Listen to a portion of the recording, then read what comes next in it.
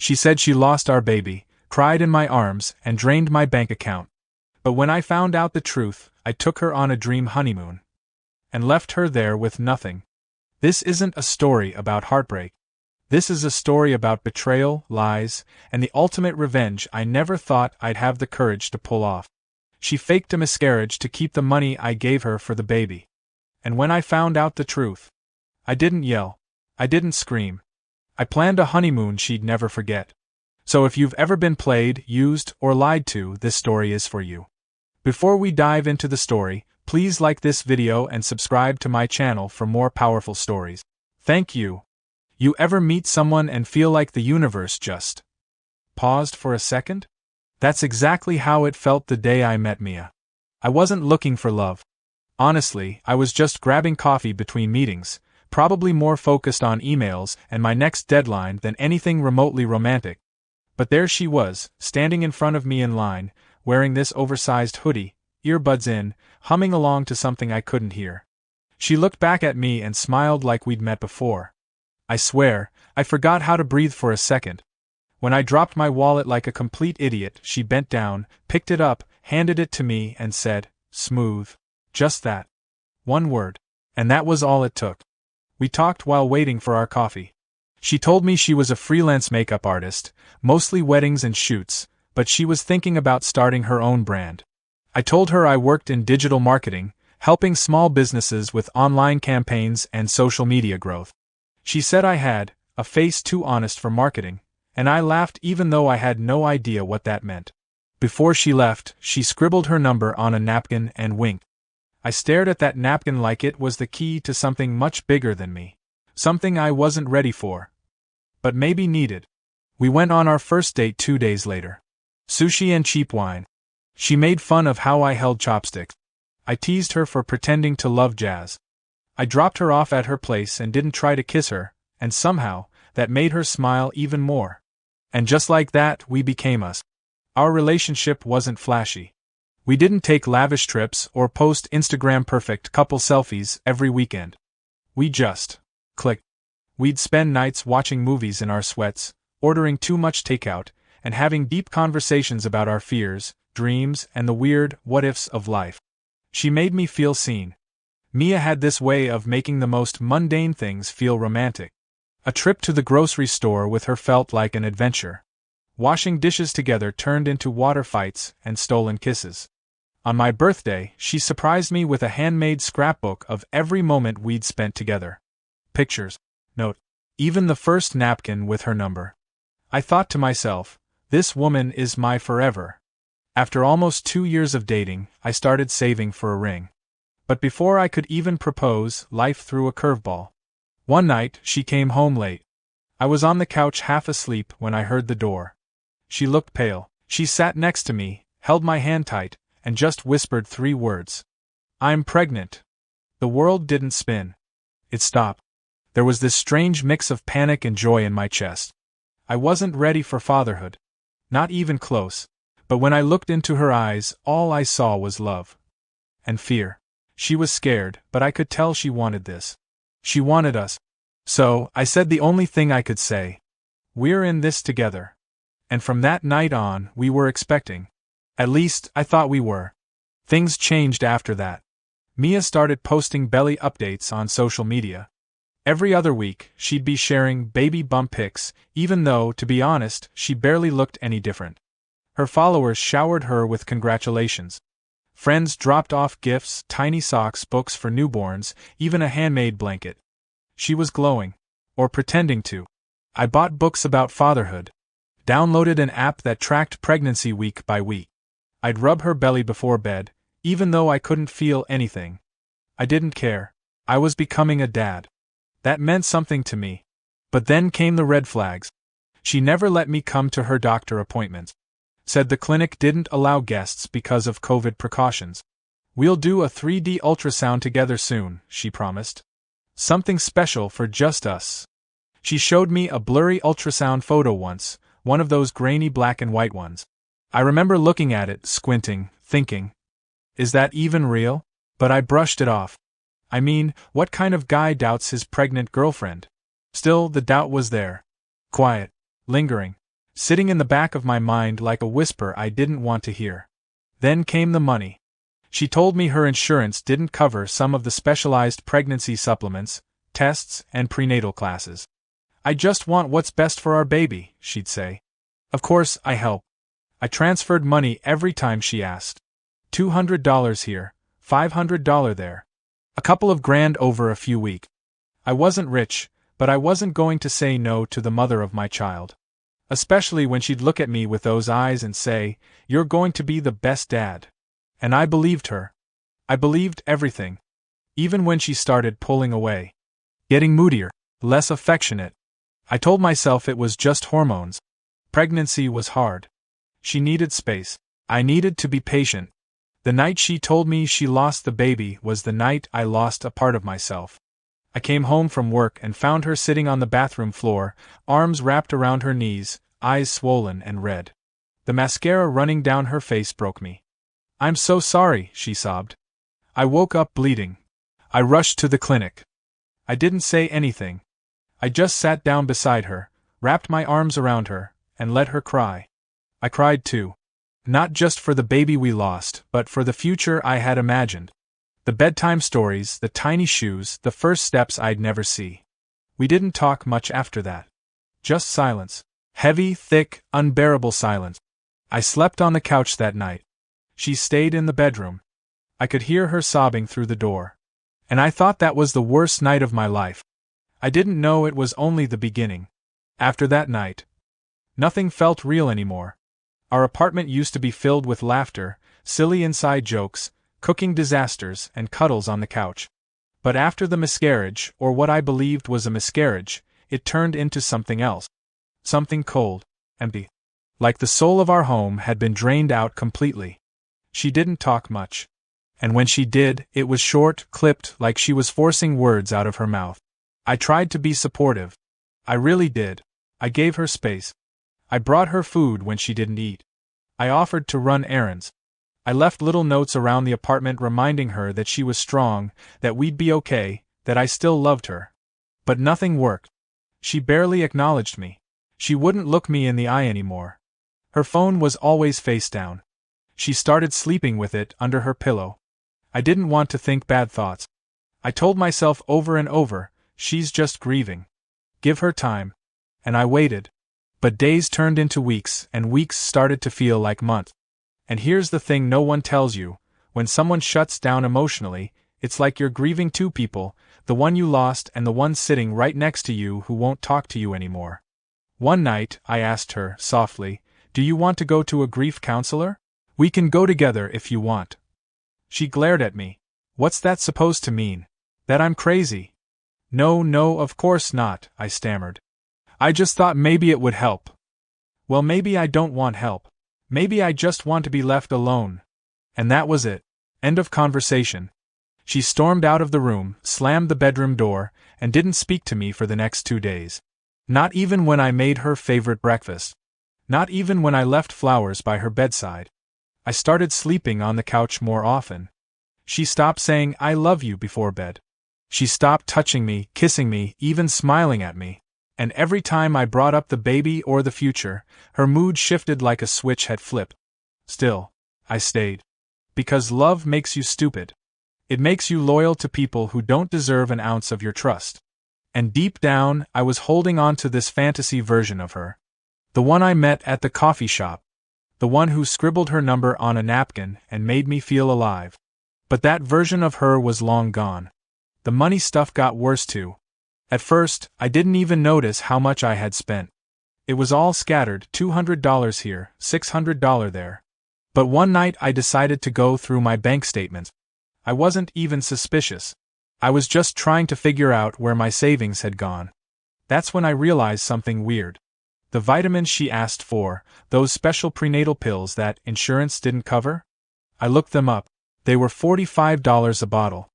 I had given her $400 for them. Same with the lab tests.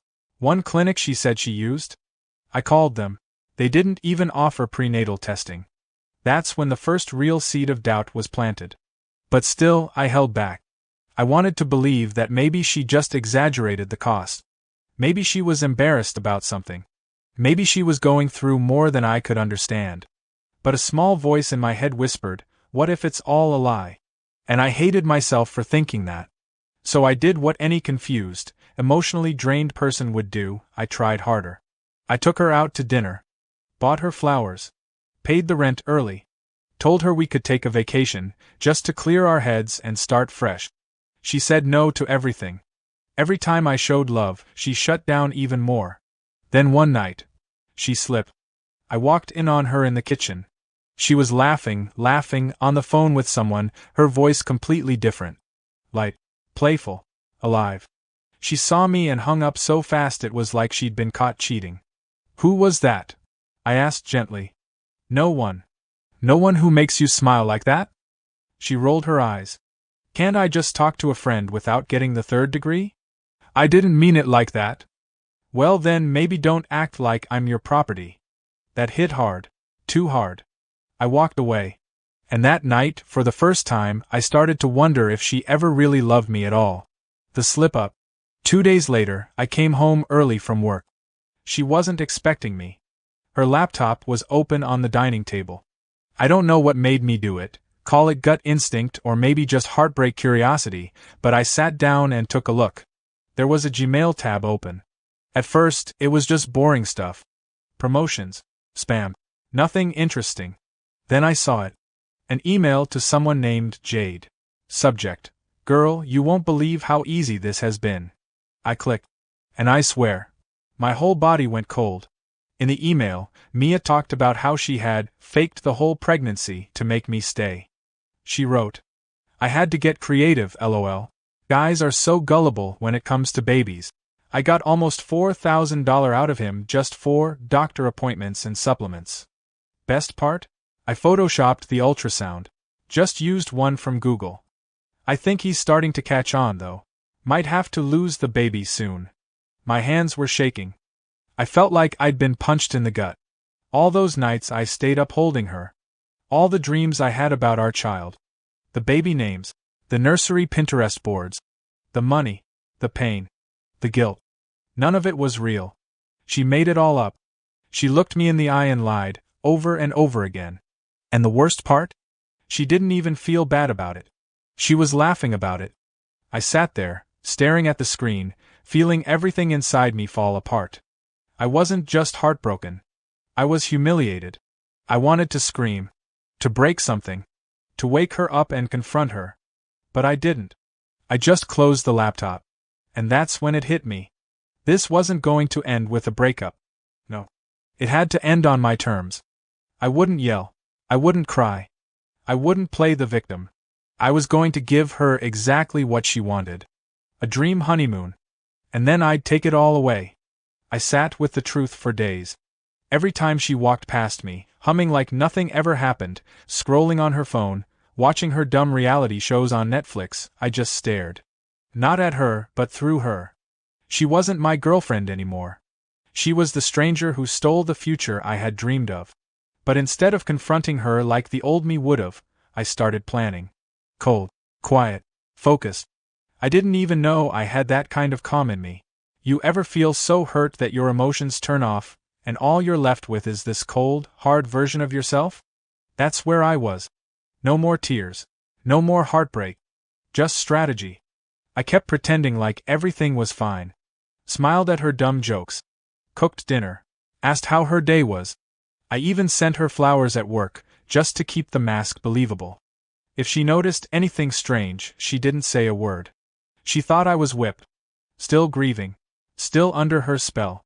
Perfect. Now, here's the thing you gotta understand. Mia always wanted a honeymoon.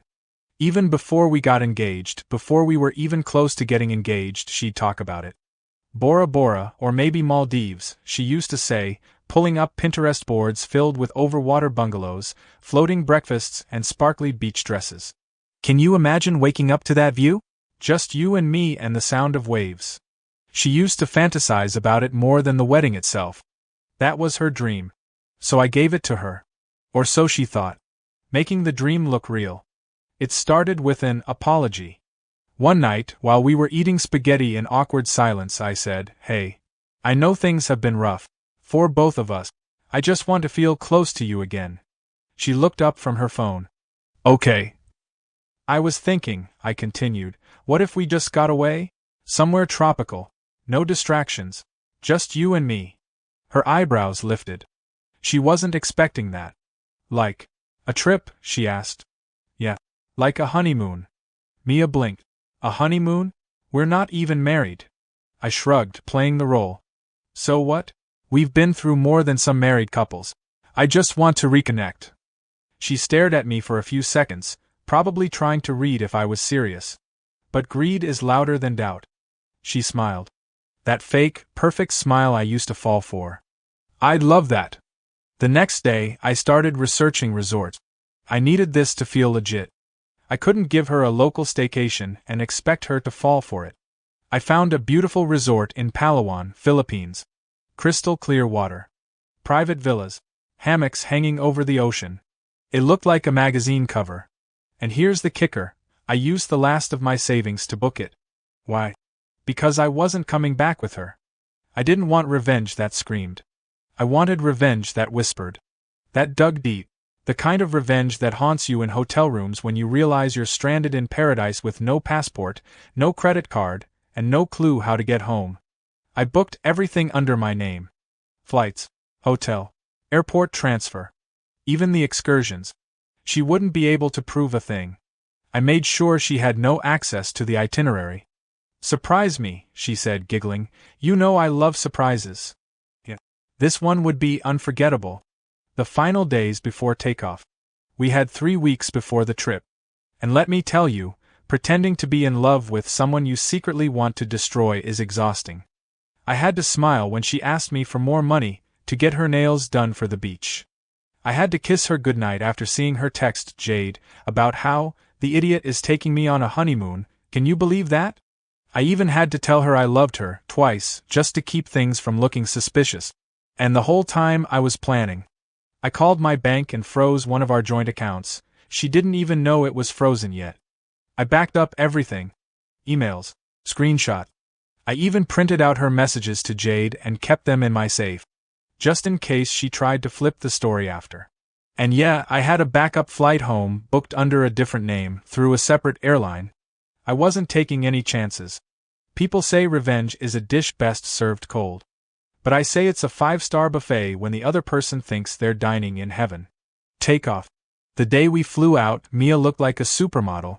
She wore a white jumpsuit, gold bangles, giant sunglasses, and a smirk that said, I got him wrapped around my finger. Babe, this is gonna be the trip of our lives, she said, grabbing my arm at the airport. I smiled. Oh, it will be. The flight was long, but she didn't care. She sipped wine, posted selfies, and updated her Instagram with captions like, surprise honeymoon vibes. People commented things like, you two are goals and manifesting this. If only they knew. We landed in Palawan and she gasped. It was gorgeous. No lie. The water was so clear it looked fake. Our villa had glass floors, a private plunge pool, and a butler on call. She spent the first day doing everything she ever wanted.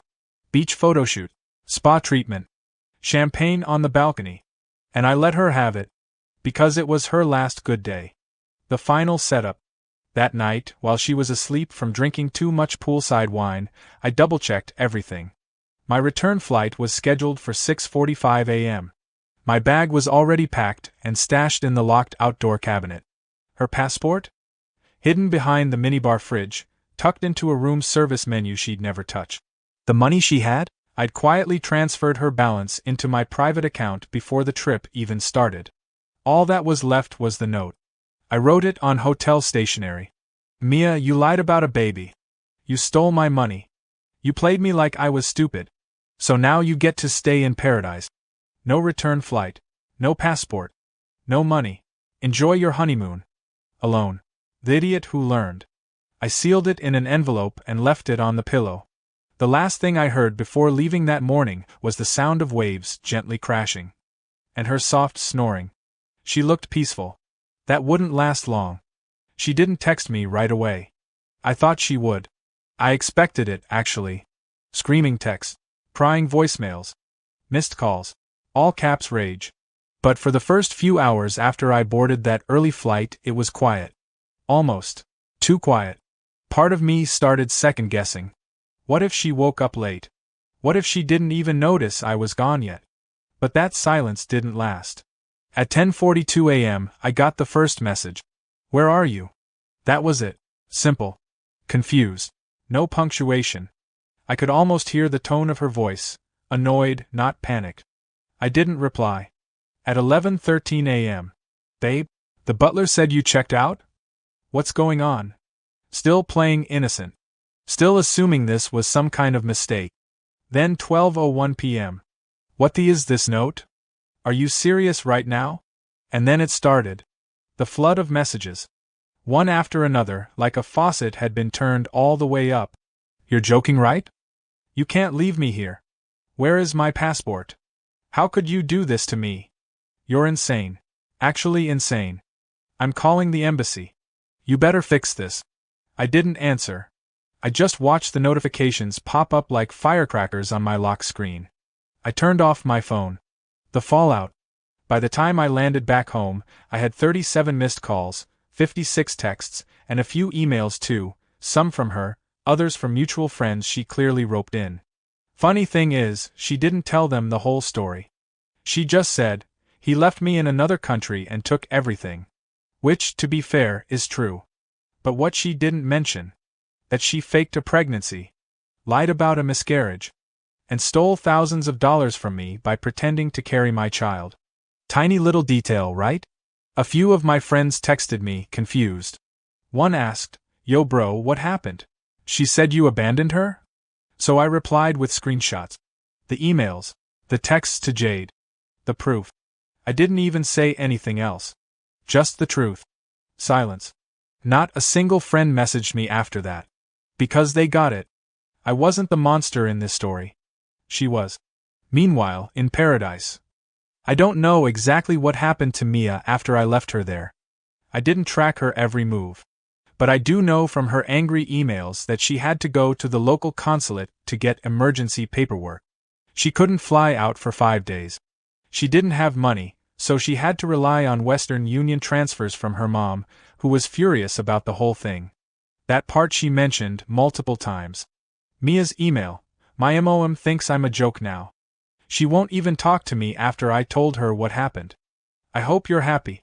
Yeah. I was. I honestly was. When she got back, she showed up at my place 3 days after returning home. I didn't open the door. She rang the bell for 20 minutes straight.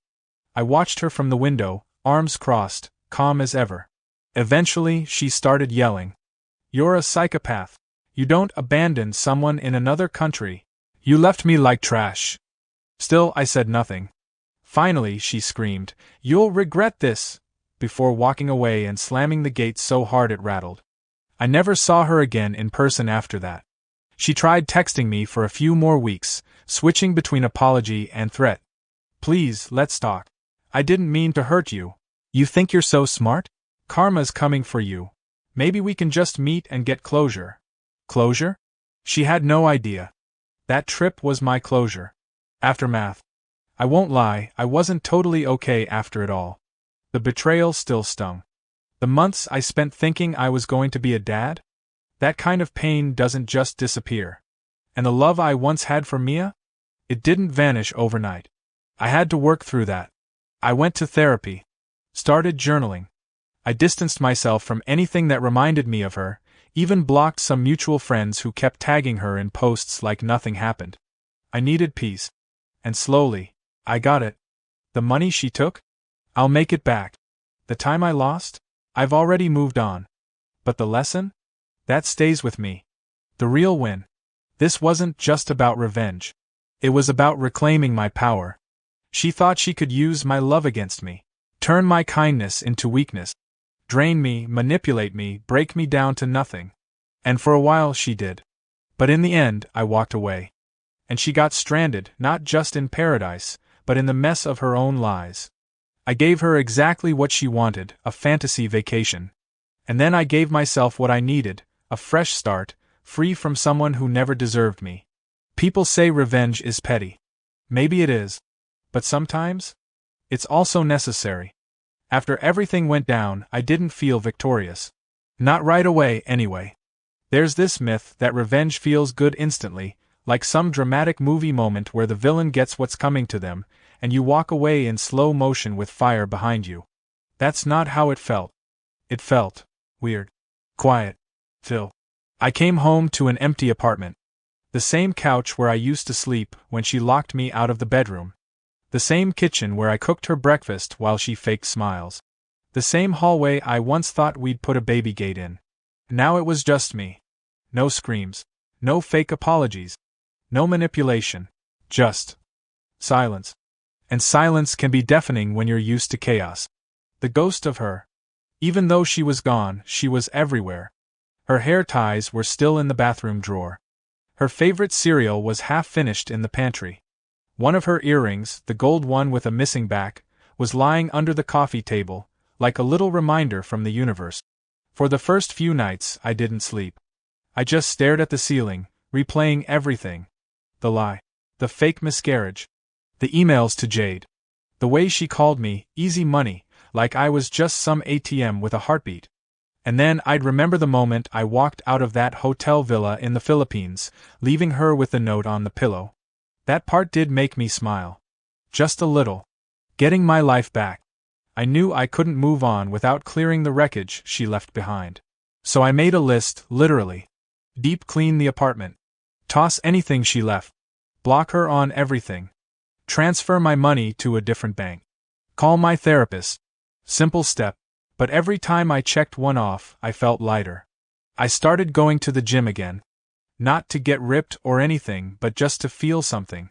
I needed the routine. The sweat. The silence in my head for once. I deleted all the photos of us. Every last one. Even the really good ones, the ones where she looked genuinely happy, the ones I once thought we'd show our future kids. Gone. Because I finally realized something important. A moment doesn't have to be fake to be dangerous. It just has to be part of a bigger lie. The DMs that came after. About 2 weeks later, Mia's best friend, let's call her Sasha, messaged me on Instagram. Hey, I heard what happened. Just want you to know. Not everyone was in on it. I didn't know whether to laugh or roll my eyes. I replied, okay. That's it. Sasha sent another long message explaining how she never knew Mia was lying, how she thought the pregnancy was real, and how Mia really lost it after getting back from the trip. Apparently, she tried telling people I was abusive. But those screenshots I shared? They had already done the rounds. The internet has a way of spreading receipts like wildfire. I didn't reply to Sasha again. Not because I was mad, but because I realized something else. Closure doesn't always come from other people. Sometimes it comes from knowing the truth and walking away anyway. A strange twist of fate. Now, this next part? I never saw it coming. A month later, I got an email from someone named Liam. At first, I didn't recognize the name. Then I remembered Liam was Mia's ex. We'd never met. I only heard about him once, in a vague story she told about a toxic ex who never got over her. Turns out, he found my story through mutuals online. He even saw some of the screenshots. His message said, "Dude, I'm so sorry. She did the same thing to me. The fake pregnancy, the manipulation, the money. I lost almost 6K to her. And she told me I was the love of her life." I sat there, staring at my screen. Same story. Different guy. I emailed him back, and we actually ended up chatting for an hour on Zoom. It was strange, bonding with someone over mutual emotional destruction, but it helped. He said, "You're lucky, man. You got out." I almost proposed to her.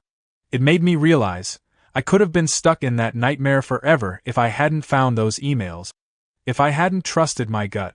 The day I finally let it go. One Saturday morning, about 2 months after the trip, I stood in front of the mirror and didn't feel like a victim anymore. I had my job, my peace, my quiet mornings with coffee and music.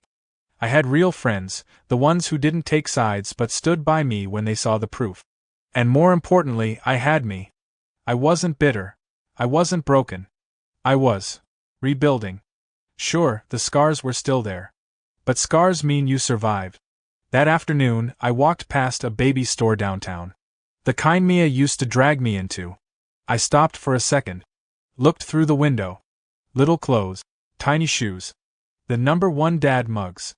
And I smiled. Not because of what I lost. But because I knew one day I'd have that for real. No lies. No manipulation. Just truth. And love. The way it's supposed to be. A message for anyone who's been played. If you're watching this and you've been through something similar, let me say this. You're not stupid for trusting someone. You're not weak for loving hard. The person who betrayed you? They're the fool. Because people like us? We love deeply. We give fully. And yeah, sometimes we get hurt.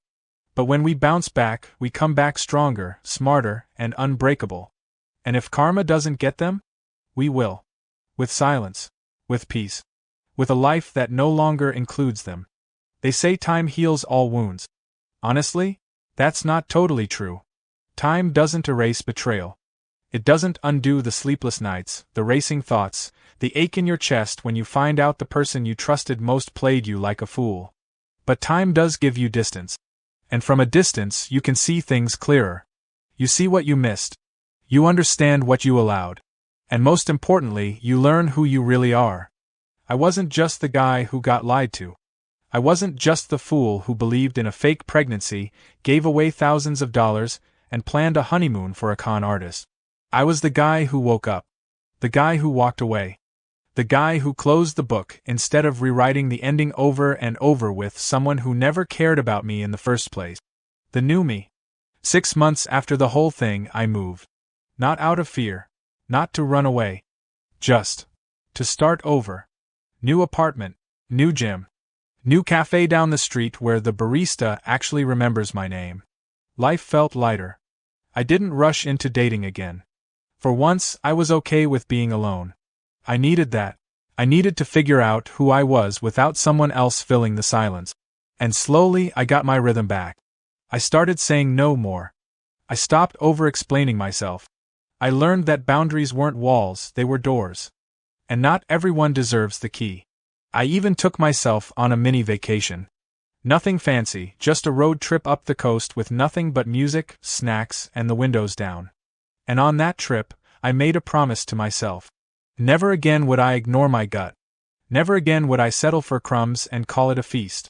Never again would I confuse love with manipulation. What happened to her?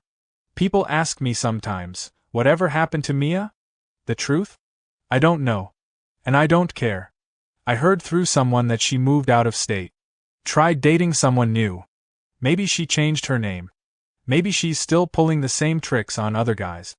But that's not my story anymore. I could have exposed her publicly. I could have blasted her on social media, tagged her friends, sent the screenshots to her employers. But I didn't. Not because I was protecting her. But because I didn't need to. See, some people carry their karma like a shadow. It follows them everywhere, whether they notice it or not. And eventually it catches up. Me? I chose peace. And that peace? It's louder than any revenge post ever could be. The real lesson. You can spend months trying to figure out why someone lied to you. Why they betrayed you. Why they used you. You can drive yourself crazy wondering if they ever really loved you, or if it was all just a game. But none of that changes the outcome. The truth is, some people don't love you. They love what you do for them. And when you stop doing it, they leave. Or worse, they punish you for not being easy to control anymore. So if you're in a relationship that feels off, trust that feeling. If they're hiding their phone, lying about small things, making you question your sanity, that's not love. That's control. And the longer you stay, the harder it becomes to leave. But once you do leave, oh, the freedom is unreal. You start breathing deeper. Laughing louder. Walking taller. Because you know what it feels like to lose yourself. And you're never going back. Fast forward, 1 year later. 1 year after I left her stranded in that resort, I met someone new. And no, this isn't some cheesy love at first sight story. We met at a bookstore. Both of us reaching for the same novel. I joked that it was fate. She rolled her eyes and told me she hated clichés. I liked her immediately. Her name is Natalie. She doesn't play games. Doesn't post fake quotes about loyalty while texting 3 other people. She's real. She asks me how my day was and actually listens. She doesn't need me to rescue her. She's whole on her own. And that makes loving her feel safe. And me? I'm not scared anymore. I don't walk on eggshells. I don't obsess over what she's hiding, because she's not hiding anything. I don't have to earn her love by breaking myself into pieces. I just get to be me. And that's more than enough for her. One last thing before I go. To the person watching this, yeah, you, if you're still stuck in a relationship where you're constantly questioning if you're enough, let me say this. You are enough. You were always enough. They just weren't capable of loving someone they couldn't manipulate. Let them go. Let them watch you rise without them. Let them scroll through your success, your peace, your growth, knowing they don't get to be part of it anymore. Revenge isn't always about payback. Sometimes it's about pulling away quietly, rebuilding in silence, and letting your peace scream louder than their chaos ever could. Because at the end of the day, the person who walks away, heals, and builds a better life wins. Every single time. If this story moved you, please don't forget to give it a like. And if you love emotional, powerful stories like this one, please make sure to subscribe to the channel, please.